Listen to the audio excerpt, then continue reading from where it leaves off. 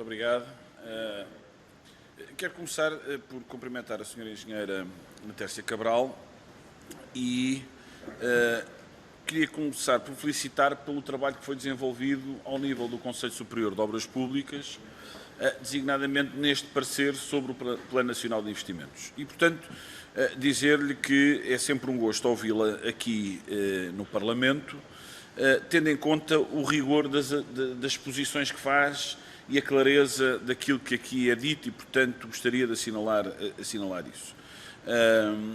E o próprio parecer é elogioso numas partes, aponta riscos noutras e coloca sugestões também em cima da mesa e, portanto, não se fica só pela mera crítica. No entanto, como é evidente, vou-me centrar mais naquilo que são os riscos que são colocados no próprio parecer, como é por demais evidentes. E há algo que há uma chamada de atenção para aquilo que devem ser os mecanismos de acompanhamento da própria execução do plano e do programa, que não existem. E, portanto, é aqui sublinhado. E, portanto, gostaria que a Sra. Engenheira, de alguma forma, aqui pudesse também desenvolver mais alguma coisa. Por outro lado, chama a atenção para aqui o objetivo daquilo que pode ser a coesão territorial é desvirtuado pelo facto de muitos dos investimentos serem concentrados nas duas áreas metropolitanas. E, portanto, aponta também essa falha. Depois já falou aqui a Sra. Engenheira na questão da maturidade dos projetos e com todas as consequências que tem ao nível daquilo que é a viabilidade técnica, a viabilidade económica, a viabilidade financeira e também aquilo que é o impacto territorial e ambiental.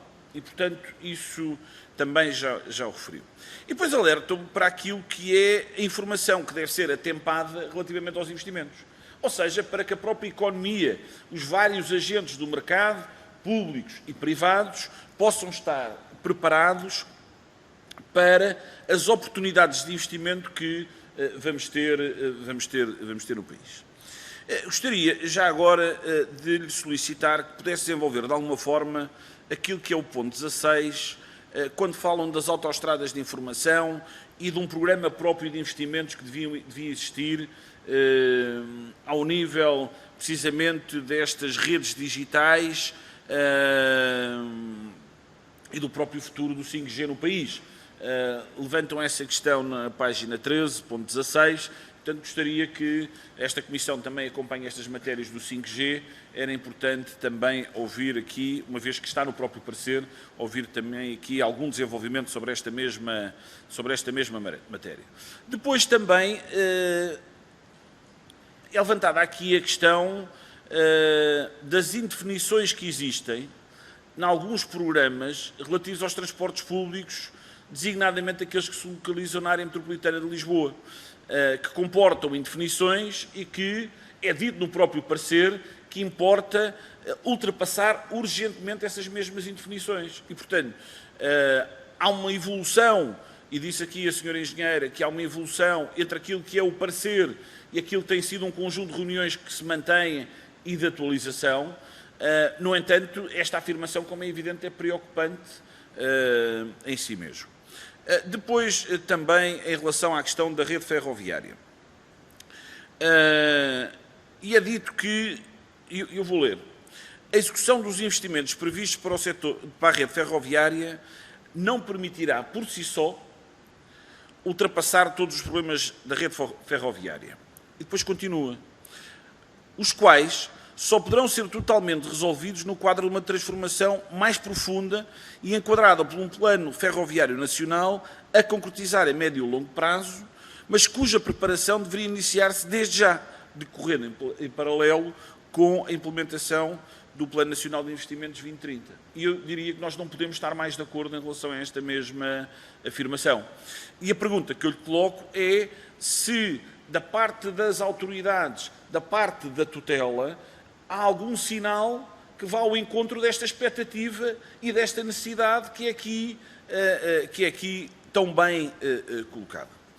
Depois, aproveitando aqui os minutos finais para colocar aqui mais 2 ou 3 questões que tem a ver com a contratação pública e as alterações e a revisão do Código que o Governo já apresentou e que eu coloco esta questão porque há uma preocupação evidente do Conselho Superior de Obras Públicas para que haja a execução dos planos, a execução das obras e, portanto, estas questões são colocadas nesse mesmo quadro. Agora, há aqui preocupações, quer dizer, nós percebemos que a bazuca dos fundos comunitários tem que ser aproveitada, agora tem que ser bem aproveitada, tem que ser executada, tem que ser bem aproveitada, e se há riscos, que eu já lá irei, que se colocam, esses riscos comprometem a boa utilização desses dinheiros públicos. E quais riscos é que são esses? Nós lemos aquilo que é a proposta de revisão e o que é que encontramos? Encontramos que abandonam-se os concursos públicos, em grande medida, e passamos a ter consultas prévias a 5 entidades, os tetos máximos passamos dos atuais 150 mil euros para mais de 5 milhões de euros. E isto é claramente um risco. Não tínhamos dúvidas em relação a isso.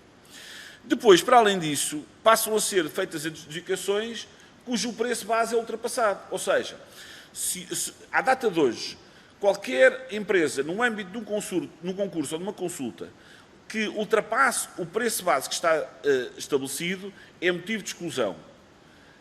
A partir do momento em que for aprovada esta mesma revisão do Código, basta invocar-se o interesse público nacional e já se pode adjudicar acima do preço base. Mas não fica só por aqui. A própria revisão do Código permite que haja adjudicações sucessivas à mesma empresa. Coisa que hoje em dia há uma limitação, há um teto, há um plafond, digamos assim. E, portanto, isso deixa de acontecer. E o que é que isto vai favorecer? Uma distorção, como é evidente, da concorrência, uma limitação do mercado e, necessariamente, potencia riscos de conluio e também de corrupção.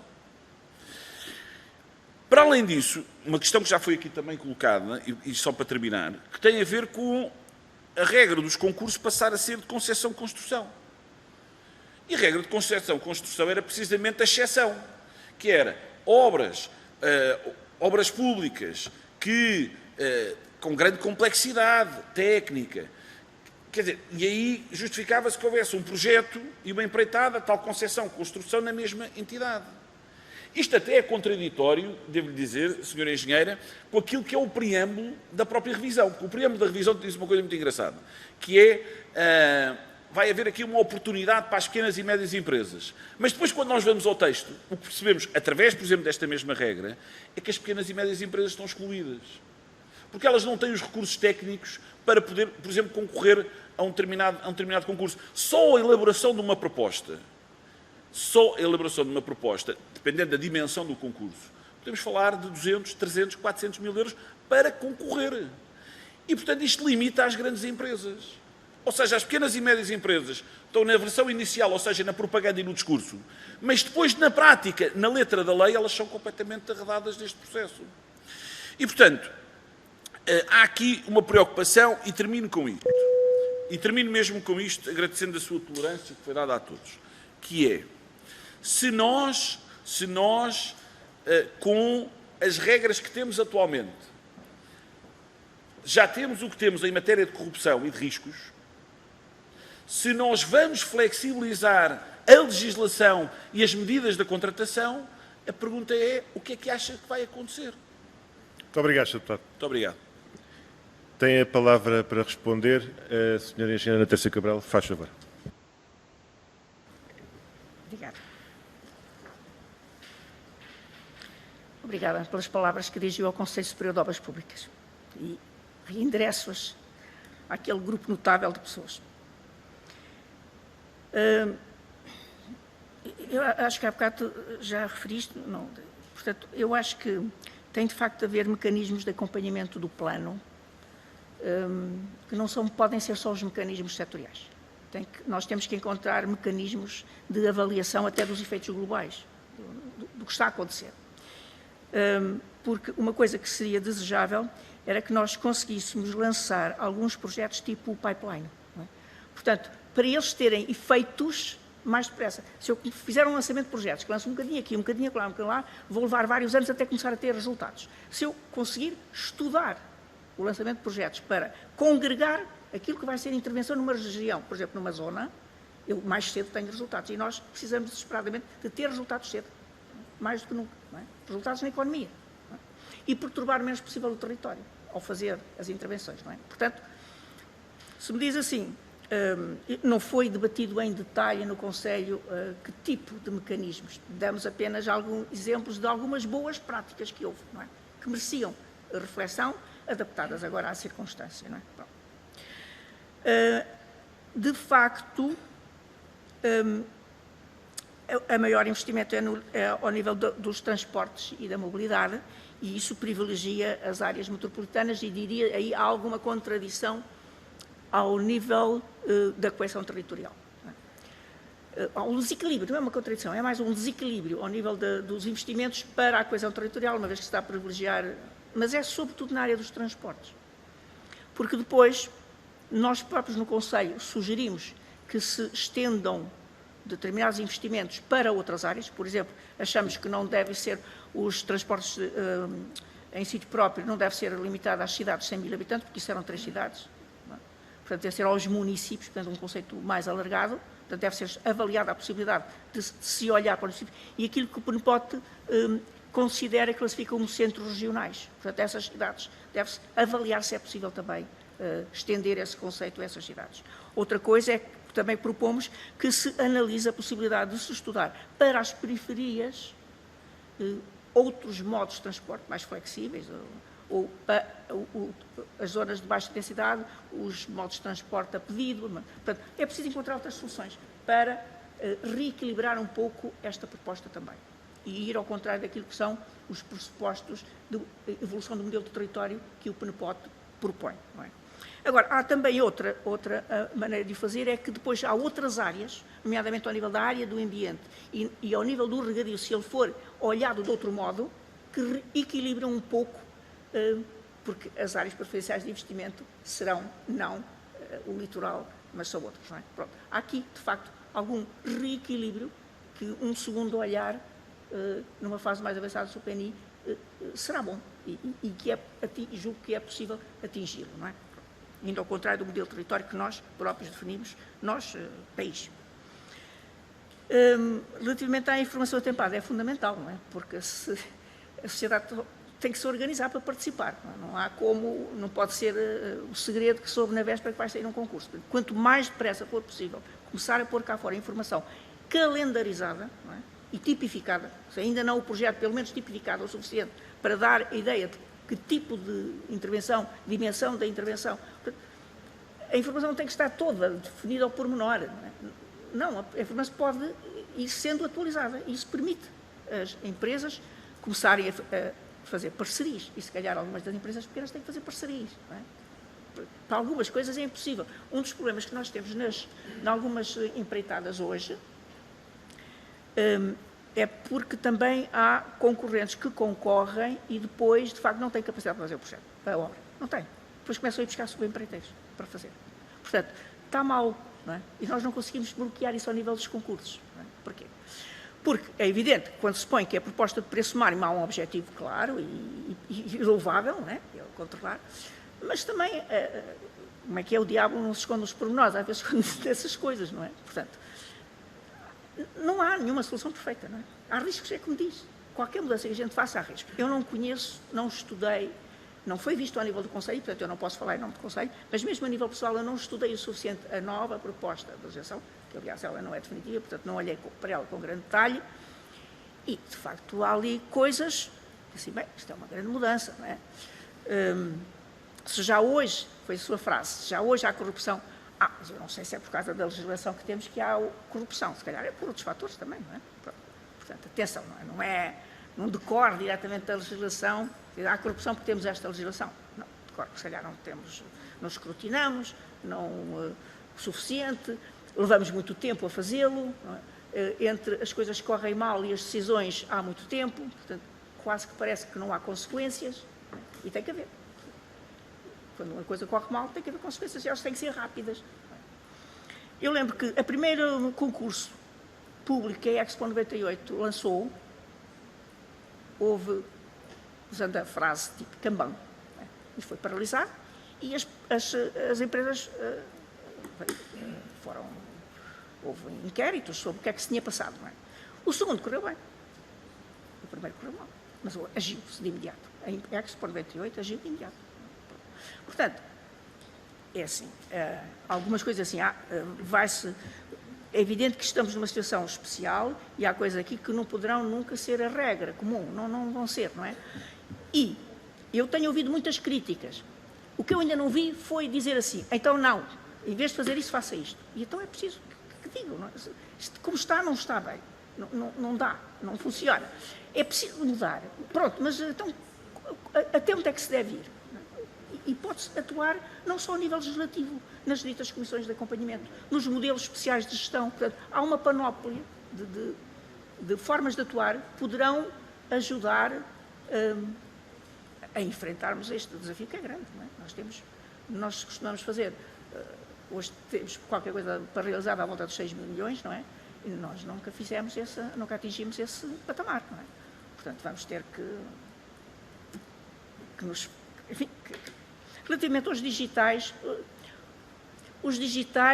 nós não fizemos vários trabalhos setoriais onde achámos que tínhamos que aprofundar. Aqui não fizemos nenhum setorial. Não é? Claramente era uma lacuna, não é? Porque havia nas propostas dos vários conselheiros, isto era falado, mas depois não havia por dizer, não, então isto não é uma coisa que vai ser analisada em cada projeto. Provavelmente temos que olhar para isto de uma forma integrada, e daí o resultado. Mas não explorámos, não fizemos nenhum estudo setorial, portanto, não lhe sei dar mais informação do que o que decorreu do que foi a participação dos vários conselhos, nomeadamente a Associação de Municípios, teve, no seu parecer, deu muita importância a esta área. Não é? Portanto, é uma indicação sobre a qual nós não temos detalhes. Sobre a área metropolitana, sim, a área metropolitana é dos sítios em que, ao nível da informação que está no PNI 2018, que foi feito em 2018, está mais indefinido, não é? E alguns projetos têm claramente que ser rapidamente redefinidos, não é? Os projetos em sítio próprio, a reanálise da linha de Cascais, não é? Que nós dizemos que não... A fundamentação da ligação portuária era com base em dados de 2009, quando a expansão do terminal de Alcântara era o que não vai ser agora, não é? Porque era muito superior. Portanto, tem que ser reanalisado, não é? Provavelmente os dados estavam claramente desatualizados. Depois, o Plano Ferroviário Nacional, há proposta, não é? E se eu sei se isso foi tido em consideração. Isto é uma informação pessoal. Há poucos dias o Presidente do LNEC disse-me, acho que as infraestruturas de Portugal querem marcar aqui uma sessão para o lançamento do Plano Ferroviário Nacional. Portanto, acho que é uma informação pessoal, não tem nada a ver com o que sofre. Não é? Portanto, é alguma coisa que as instituições estarão já a trabalhar. Não é? Portanto, e que se estão a preparar para efetivamente lançar. Porque o que está no PNI e aquilo que nós propomos não esgota a visão geral que é preciso ter. Não? Aliás, nós em muitas coisas dizemos, é preciso estudar isto, é preciso avançar isto. Diferimos alguns projetos. Portanto, é preciso ter uma visão global, em relação à qual é o nosso quadro de referência. Portanto, nós depois podemos acertar o que vamos fazendo, mas temos um quadro de partido de referência e nós neste momento não temos esse quadro de referência global. Não temos. Temos para o Plano Rodoviário Nacional, não temos para o Plano Ferroviário Nacional. Obrigado, precisamos de fazer isso.